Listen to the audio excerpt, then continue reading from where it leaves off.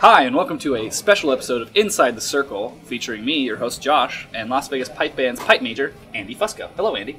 Hi, Josh. How you doing today? Now, we're at Frankie's Tiki Room in downtown Las Vegas, enjoying some fine rum cocktails. I have the Sea Hag. Yes, and I have the, well, I drank some of it, so I don't remember what I have right now. Nothing like an incredibly strong rum cocktail at 11 o'clock in the morning. Oh, it's brilliant. It's Vegas life, baby. All right, Andy, so let's get right into the good stuff. Okay. Now, you've played music since you were a youngin'. I have. You played in marching bands, you've played drums. What kind of made you decide bagpipes? This is it. This is what I want to learn to play. So when I got out of college, I was 22 years old. A few friends of mine and I decided to backpack through Europe, as kids do. And when I was in Edinburgh, we saw some street performers, bagpipers. And first time I ever saw it up close. I've heard pipes, of course, before that, but never really saw it up close before. I was like, hey, that's really cool. And it just stuck in my mind that, you know, it's something interesting. And got back home about 2 years later. I started getting into like Celtic rock music for some reason.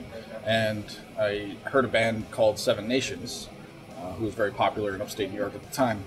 And they had bagpipes and rock music together, and it was very well done. I just thought, man, that's really cool. So I decided at that point, I'm going to look into how someone plays the bagpipes. I don't even know how someone would do such a thing, or why, really.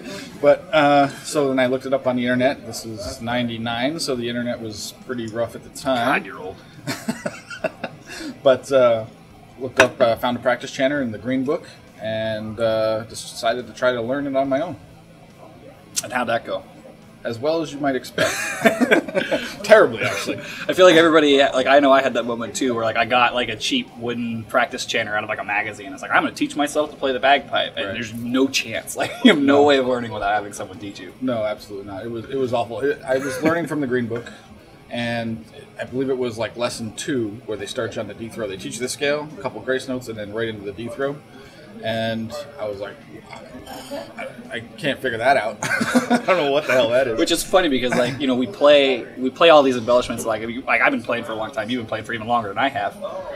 And it doesn't seem like such a natural thing until you try and explain it to somebody that has no idea what you're talking about. And they're like, well, you know, you just cover this and then you do this and this. And, right. Yeah. But it's really counterintuitive. Yeah. Trying to read it out of a book is even harder. Yep. So, given that experience, how important do you think it is to find a teacher early on? Oh, it's absolutely critical. I've played a few different instruments, and for most of the part, you can self-teach yourself. Excuse me, you can self-teach drums, you can self-teach guitar, that sort of stuff. Pipes was not my experience at all that you can do that. I don't know how anybody could self-teach bagpipes. It's really difficult. So I think it's really important, especially in the beginning when you're learning fingering and where your hands go. So many times people show up to a lesson for the first time and their hands will be backwards because they just didn't quite pay attention that close. You think little things like that. So it's really, really important. Do you think it's important to stick with the same teacher for an extended period of time, or do you think getting different input from as many sources as you can makes you a better player? I would say in the beginning it's probably helpful to stick with somebody because there are a lot of opinions out there as far as how to play pipes. In the long term, though, I think it's probably beneficial to hear from different people. I've attended a lot of pipe schools and had different teachers over the years, and it's sometimes somebody just explains something a little bit better, a little bit differently that clicks with you. I've definitely had that experience. And you get different opinions on musical styles and family trees of sort of bagpipe teaching, that sort of thing, which is always interesting. So then you have more of a musical choice later on in life when you decide I want to play this tune in this style. Like you have that experience knowing that there's different ways to play the same tunes, that sort of thing. So you grew up in New York, which I did. Pipe band life is kind of more prevalent there. There's a lot of bands, a lot of great bands, and they're all much closer together and clustered. How do you think that differs from trying to operate a pipe band in Las Vegas? Well, a pipe band in Vegas is a challenge, there's no doubt. We're on a bit of an island here in the sense that Vegas, Nevada, Southern Nevada has no outlying communities. It's Vegas and Henderson, and that's basically it. So it's 4 hours in any direction to anything that's populated. So we're kind of, in a sense, we're stuck with the population we have, which is also not particularly cultural, I suppose. Vegas is getting better, but it definitely is sort of what you think it is in a lot of ways. Unlike New York, which pipe bands are everywhere. Irish culture is very prevalent. This East Coast in general, and there's just a bigger population of pipers to work with. So from here, we mostly have to train our own. It's occasionally get somebody who moves to town that already knows how to play, but that's extremely rare. And so we make our own pipers essentially. And also, surprisingly, drummers are difficult to come by in Vegas, and I suppose that's true everywhere. Just there's so many options for drummers. Yeah. That a pipe band, unless they really think wearing kilts is cool, maybe they. Which it is. It is. Got to give it a try first, but it really is. But anyway, yeah, it's a challenge in Vegas for sure, but we make it work. Now, you talked about Vegas not really being a cultural center, like in Southern Nevada in general. What do you think the pipe band does that helps change that and make it more of a cultural center? Well, we perform a lot in public. We try to be seen. The biggest, as you've experienced, and most of us have that played in this band, the funniest, I guess, question we always get is, there's a pipe band in Vegas, or did they fly you? Yeah, no, it's every time you play, where are you from? Right, exactly. From here, I'm from Las Vegas. I live right downtown. You were born and raised here. Even. I was born and raised, yeah. So that's always a funny question, but we perform a lot. We do things like we play, for example, for a company called Honor Flight, which basically sends veterans to Washington, D.C. to see the war monuments, and Southwest Airlines helps them with that. And then when they come back, we do a parade as they're coming off the airplane, and we play, and they have full honors. They have a whole line of people with signs saying "Welcome Home" and all that kind of stuff. So things of that nature, like participating in community events, so that that sort of thing. We also, our biggest thing is that we put on a concert every year. It's called Celtic Thanksgiving, and it's in November. We started it about this is the 4th year now. So basically, it has pipers, drummers, dancers, singers, all kinds of different things, and we get together with the other Celtic performers in town, and we all put this concert on. And it's highly regarded. It's well attended. It's free, but it's sold out every year, if you call it that. And people look forward to it. So, participating in community events like that, putting our own community events on, really makes a difference, I think, as far as making sure people know that there's other things in Vegas besides showgirls and drinking. Although this is an important part of it. This is a very important part. Yeah. So, Andy, you are a full-time bagpiper. You teach and perform. That is your job. That's correct. You play full-time bagpipes. What's it like being a poor person? Well, you're exactly right. There's a big difference between working a normal job and being a musician. It is living the dream, just a very poor dream. But seriously, it's pretty fun. I'm much more satisfied in life, I would say. Before working in the finance industry, previous to this, it was pretty dreadful, I thought. Granted, you're right, I had more money at the time. I owned my own house, etc. But it was being a piper is so much more. I guess you could say it's my passion. It's the biggest thing I do. It's the biggest thing I've ever gotten into. So doing something that I love every day is amazing. So, as an example, one thing I usually tell people when I play at their weddings, even funerals in a weird way, is that it's really cool to be part of somebody's best day. And even if you're playing at a funeral, granted it's probably their worst day in a way, but the bagpiper, they're always happy to see you, for one. Two, you give them an emotional experience regardless of whether it's a sad or a happy experience, and that's pretty rewarding. It's special to be able to do that. Fortunately, I can do it full time, so I can show up to anything at any time. LasVegasBagpiper.com. If you want to see a website that looks like it was made in the 90s. Oh, it's probably more like 80s. I don't think they had websites in DARPANET. It's like Zork. You nerds will get that one.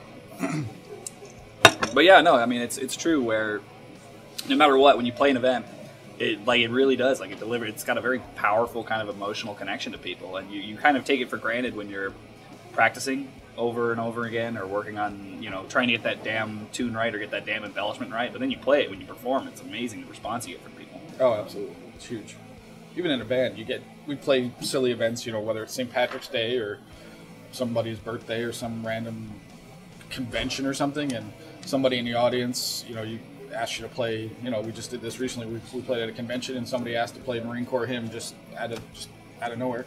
So we did, and when you see those guys stand at attention every time they hear that tune, just you see them in the audience, all of a sudden they do it. Like, it's very moving to be part of that sort of that life, Yeah. But yeah.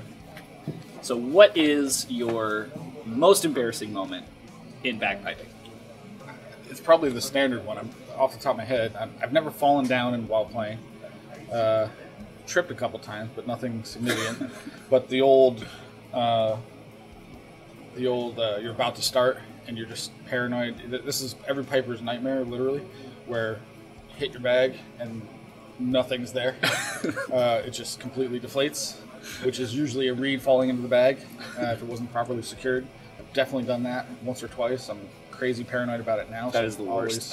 It's the absolute worst feeling, especially if you're at a wedding and then suddenly everybody's looking at you. Yep. And you're trying to dig in your bag. You're pulling your stuff apart. That's definitely happened to me. I would say, off the top of my head, that's the first thing I can think of that's definitely happened to me. It's probably happened to everybody, I'm sure. So, on the flip side of that, what would you say is your fondest memory bagpiping? My fondest memory would be, I would say, when the pipe band was invited to play with the Chieftains at the Smith Center, which is sort of like, I guess you could say loosely, it's Vegas's Carnegie Hall, sort of. It's a... That's a good description. Yeah, and that was an amazing experience. It's the Chieftains are legends, and then we got to play 2 tunes with them on stage, and how many people does that place sit? I don't know. Is it a couple thousand? Yeah, a couple thousand. Yeah, that was outstanding. The good thing about Vegas is we get to do a lot of interesting things. I mean, so many interesting things happen here, but that's one of the better ones. I mean, we played for Disney before when they were opening Brave, so that was pretty exciting. We played on stage with the CEO, I guess, of what's the name of that company? Pixar. And so we opened that. There's so many things. We've done movie openings, and it's wildly interesting in Vegas, fortunately for us. But yeah, being at the Smith Center, like, to be able to say, I've actually done that twice, one time with another group. But that's pretty impressive. That was really fun to be part of. So, why stick with the bagpipes? It's an instrument that is incredibly difficult to learn. It's a huge time commitment for travel, for contests, for gigs, for practice. I mean, you sacrifice a lot of areas of your life to really master an instrument like the bagpipe. So, given all that work, what makes you stick with it? Well, I guess some of the things I said earlier is what makes it worthwhile for me. A wise man once told me, a friend of mine in the pipe band world, I heard him say to somebody once, pipe band is a money pit. Like, don't expect to make money playing in a pipe band. You're basically going to lose more than you make. But the experiences you have are worth so much more than what you could get out of it monetarily. So, like I said, the things playing in public and being an emotional experience for somebody else, seeing them react to that is by far the most rewarding reason to play pipes, I think. It's an instrument that you can pick up as an adult. If you work at it, you could become, you really got to work at it. It's not easy, but you could be pretty good at it and play in public, and that would be okay. And I don't know of any other, it's just experience, I suppose, but I don't know of any other really instrument that you could pick up like that and do so much with. If you played violin, maybe you're going to play in a community orchestra. Maybe I don't know what else you do with that as an adult unless you're a professional. Yeah. So, not to say violinist can't do stuff. I just don't know. I've never seen we just lost the violinist community. Oh man, way to go, Andrew. All right, guitarists. Then nobody needs them anyway. We've got too many of those. Too many guitarists in the world. But yeah, no, that's pretty much it. Yeah. We talked earlier about how finding a teacher is very important to learn how to play the instrument. It's incredibly difficult, if not impossible, to learn on your own. So who do you think has been your best teacher that you've had, and what do you think made them such a great teacher? I would say I've had 3 or 4 significant teachers, meaning I spent more than a couple lessons with over in life. Really, I mean, they've all been significant in some way. So, for example, I've learned from Seamus Coyne for a long time, who's from California, who is very technically gifted, very musical as well, but he really significantly helped me with technique. It's also a bit mental. Well, that's true. But if anybody knows Seamus, but yes, but he's crazy in a good way, in the sense that he comes up with really creative ways to make your fingers better. And the biggest one is the rubber band torture device that you put on your practice chanter to help make your fingers stronger. But he was significant in my technique. But even then, I started learning from Robert Watt about 7 years ago. I went to the Jim Thompson Pipe School in Flagstaff, Arizona, and met him, and then he became an influence on me for the next 5 years or whatever.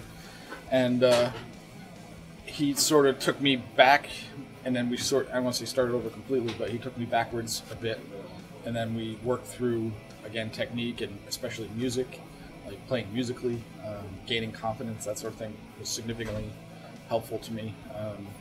And again, you get to see a different perspective. They're very different teaching styles, so it helps me as a teacher as well to see how other people do things. And then another significant influence was Andrew Douglas in the Piper's Dojo, in the sense that I've never taken lessons from Andrew, but I've been on his site and I've been a member of that for a while, mostly because I'm a bagpipe nerd and I just read everything I can about pipes and whatnot, especially in my learning phases. But his approach is so analytical, which is how I think. He breaks it down to such a specific way of doing things, instead of, well, just do it like I do it and hope for the best. I mean, his step-by-step approach was very helpful for me when I was relearning technique a third time, in a way, which is kind of part of the process. You just go back and do it again and sort of do it with a different mindset as you mature as a musician. So that was significant to me as well because of the way he structures it. But they were all very helpful in different ways. So.